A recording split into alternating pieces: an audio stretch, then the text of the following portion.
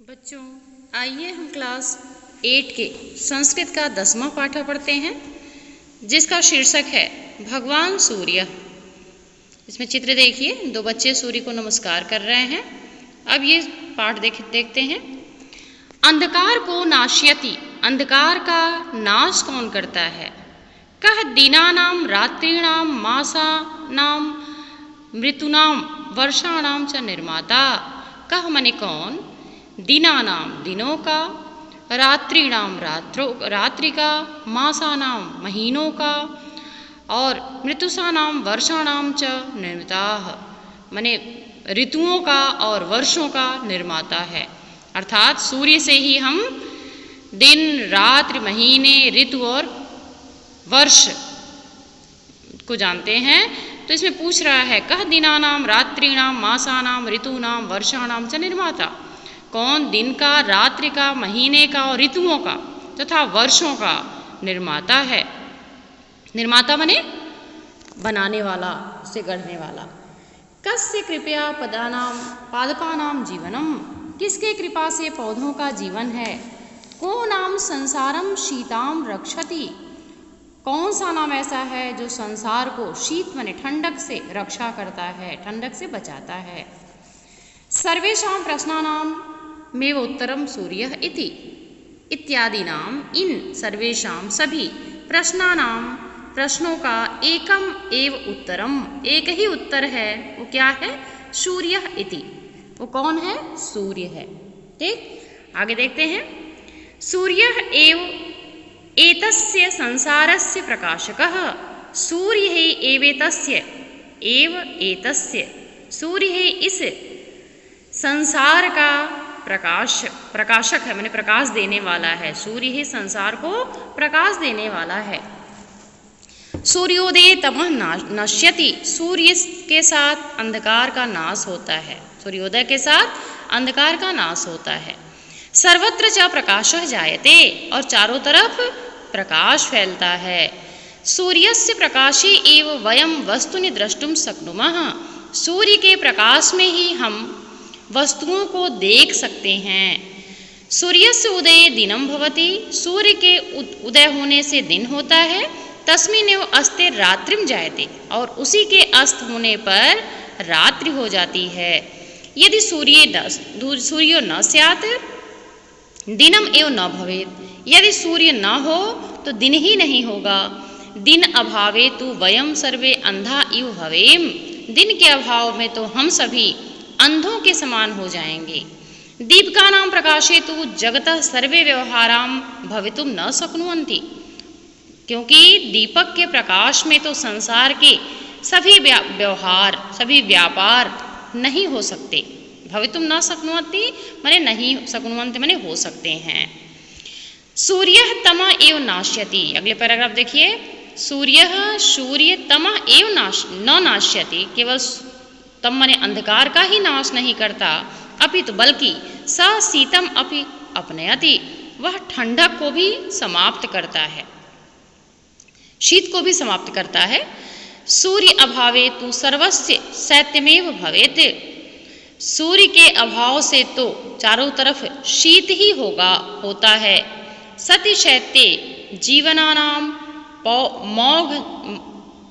मौषधानां च उत्पत्तिरेव न स्यात्, और शीत से जीवन और औषधियों के ऊपर जब गिरते हैं तो वो उसका जीवन संभव नहीं है। सूर्यो ऋतूनानां जनकः, सूर्य ही ऋतुओं का जनक माने पिता है। ग्रीष्म कालस्यात् तपेन समुद्राणां नदीनां स्वर्षां च पयांसि उद्धास्पितानि भूत्वा आकाशे गच्छन्ति, गर्मी के महीने में कालस्य, गर्मी के महीने में तपेन, गर्मी के समय में ताप से, सूर्य के ताप से, समुद्राणाम समुद्रों के, नदीनाम नदियों के, स्वरसाम पयांसी माने सभी सरोवरों के जल, उद्धास्पितानि माने वो वाष्प बन जाते हैं, अर्थात भाप बन जाते हैं। अभूत्वा आकाशे गच्छन्ति, भाप बन करके वो आकाश में चले जाते हैं। ततश्च मेघा जायन्ते, उससे मेघ माने बादल बन जाते हैं। ए भी मेघेर एव वर्षा भवन्ति, इसी मेघ से वर्षा होता है। वर्षभि एव विभिन्न अन्यानि शाका पादपा च भवन्ति, और वर्षा से ही अनेक प्रकार के अन्न, सब्जियां और पौधे होते हैं। सूर्य ही अस्मभ्यम जीवनम दत्वा, सूर्य ही हमारे जीवन का दाता है। मह्यम उपकरोति, मन जीवन को दे करके हमारे ऊपर बहुत उपकार करता है। अतएव वयम एतम भगवंतम कथयामः, इसलिए हम इस सूर्य को भगवान कहते हैं। गायत्री मंत्रयाभि मंत्रे च एतस्य स्तुतिमें कुर्मः, गायत्री के मंत्र में भी इन्हीं सूर्य का ही स्मरण किया गया है, उनकी स्तुति में वंदना की गई है। अब देखिए पाठ पूरा हो गया, इसमें सूर्य का वर्णन किया गया है। पहले प्रश्न पूछा गया है, क्रमशः उस प्रश्न का जवाब हर एक पैराग्राफ में दिया गया है। अब आते हैं इसके दूसरे पेज में, जिसमें शब्दार्थ लिखा हुआ है। बच्चों देखिए इसका शब्दार्थ, सूर्य मने सूरज, अंधकारम अंधकार को, निर्मात्र मने बनाने वाला, प्रकाशम मने प्रकाश करने वाला, अंधा, जन मने होना, जनकः पिता, नष्ट होना, औषधम मने दवाई, तमस मने अंधेरा, पयस मने जल। ठीक, अब इसमें जो इंग्लिश वाला वर्ड है उसको छोड़ दीजिएगा, आप इसका शब्दार्थ अपनी कॉपी में लिखेंगे।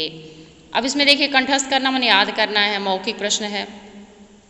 निम्नलिखित प्रश्नों के उत्तर संस्कृत में कंठस्थ कीजिए। कस्य कृपया पादपानां जीवनं भवति, सूर्यस्य हो जाएगा। कः संसारस्य प्रकाशकः, सूर्य हो जाएगा। सूर्य तेषां जनकः कथ्यन्ते, सूर्य को किसका जनक कहा जाता है, ऋतुओं का जनक कहा जाता है, ऋतु नाम हो जाएगा। तेषां नहीं बच्चों, इसमें देखिए केशाम है। ठीक, सूर्यस्य स्तुति कथम भवति, सूर्य की स्थिति कहाँ होती है, गायत्री मंत्रे। ठीक, अब इसमें अर्थ लिख करके वाक्य बनाना है, तो इसको क्रमशः पूर्वज जैसे हम आपके क्लास में इसका आंसर हम भेजते हैं, वैसे हम आपके क्लास में इसका आंसर भेज देंगे। अब इसके पाठ के अंतिम अनुच्छेद का हिंदी में अनुवाद कीजिए। तो अंतिम अनुच्छेद माने अंतिम पैराग्राफ जो है, जैसे हम पढ़ाए हैं, आप अपने उस वीडियो को देख करके उस अर्थ को समझ करके आप अपने से उसका अर्थ लिखेंगे, उसका अनुवाद लिखेंगे। ठीक, अब देखिए उसमें जो मौखिक प्रश्न दिया था, इसी में लिखित उसी को करना है। तो प्रायः हम मौखिक को ही प्रश्न उत्तर लिख देते हैं, तो इसमें लिखने की ज़रूरत नहीं होती है। ठीक, पद परिचय देना है। पद परिचय क्या होता है, जैसे निर्माता है, तो इसमें देखेंगे क्या ये संज्ञा है, संज्ञा है तो किस प्रकार का संज्ञा है, कौन से वचन का संज्ञा है। ठीक, तो आइए देखते हैं निर्माता को। तो निर्माता क्या है, निर्माता माने रचयिता होता है, यह एक संज्ञा है। कौन सा संज्ञा है, यह एक, इसको कहेंगे निर्माता माने ईश्वर होता है, तो व्यक्तिवाचक संज्ञा केवल ईश्वर के लिए है, तो व्यक्तिवाचक संज्ञा हो जाएगा। फिर उसके बाद कर्ता हो जाएगा, जब वाक्य बनाते हैं तो कर्ता और क्रिया होती है, तो ये कर्ता हो जाएगा। हम पद परिचय होता है, एक शब्द के बारे में हम कितना जानते हैं उस शब्द के बारे में। तो पहला तो निर्माता एक शब्द है, शब्द होने के कारण ये पद है, और पद होने के बाद ये कर्ता है, कर्ता के बाद किस वचन का कर्ता है, एक वचन का कर्ता है। संज्ञा भी है, संज्ञा में कौन सी संज्ञा है, तो व्यक्तिवाचक हो जाएगा, क्योंकि केवल ईश्वर के लिए है। ठीक, अब प्रश्नानाम, प्रश्न भी एक संज्ञा है, बहुवचन की संज्ञा है, वह एक पद है। ठीक, उसके बाद जायते, जायते एक क्रिया है। ठीक, एक वचन की क्रिया है, वर्तमान काल की क्रिया है। जगतः माने संसार, संसार भी क्या है, यह एक संज्ञा है। ठीक, अपनयति दूर करना होता है, यह एक क्रिया है। तो हम क्रमशः पद परिचय एक शब्द के लिए कितना हम जानते हैं वो लिख करके हम आपके ग्रुप पे भेज देंगे। पयशः शब्द का रूप लिखना है, पयस शब्द का। ठीक, वो तो आपको लिखना है, ग्रुप पे भेजा जाएगा। अनुवाद करना है, पेड़ों पर मत बैठो, तो पेड़ों पर के क्या हो जाएगा, वृक्षेषु माँ तिष्ठ, तो तिष्ठ नहीं हो जाएगा, पेड़ों पर है, बहुवचन है, तो वृक्षेषु माँ तिष्ठत।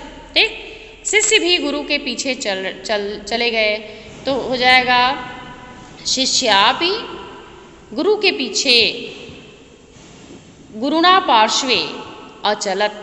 ठीक, बहुवचन है अचलन। अरे जोर से बोलो, अरे का हो जाएगा अये, संबोधन का चिन्ह।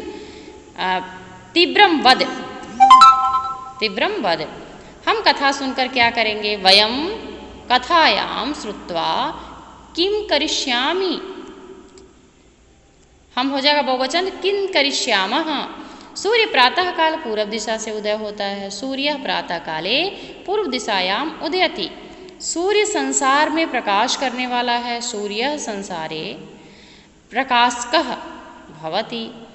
हिंदी में अनुवाद करना है, प्रातः काले सूर्य प्रकाश, प्रातः काले सूर्य से प्रकाश अंधकारम अपनयति। प्रातः काल में सूर्य का प्रकाश अंधकार को समाप्त करता है। सूर्य एव एतत् संसार से प्रकाशकः अस्ति। सूर्य ही संसार का प्रकाशक है, माने प्रकाश देने वाला है। अस्माकं जीवने सूर्यस्य अत्यधिकं महत्वम् अस्ति। हमारे जीवन में सूर्य का अधिक महत्व है। उद्यानेषु पुरा पुष्पाणि सरोवरेषु च कमलानि विकसन्ति। उद्यान में, पुष्पों में और सरोवरों में कमल खिलते हैं। सूर्य प्रातः काले पूर्वश्याम दिशायाम उदयति। सूर्य प्रातः काल में पूर्व दिशा में उगता है। फिर इसके बाद आगे देखिए संधिविच्छेद करना है। संसारस्य, संसारधन अस्य, सूर्योदयः, सूर्यधन उदयः, भूत्वा आकाशे, भूत्वाह धन आकाशे, अ हो जाएगा खंडाकार का, इत्यादिनाम, इति धन आदिनाम, एवेतस्य, एव धन एतस्य। इस प्रकार ये 8वां प्रश्न खत्म हुआ। इस प्रकार पूरा अभ्यास प्रश्न ही इसमें खत्म हो गया। इस प्रकार बच्चों आप जैसे यथावत इसमें जो प्रश्न दिया है, जो अनुवाद करने के लिए दिया, स्वयं करेंगे। प्रश्नोत्तर और अभ्यास प्रश्न हम आपके ग्रुप पे भेज देंगे। धन्यवाद।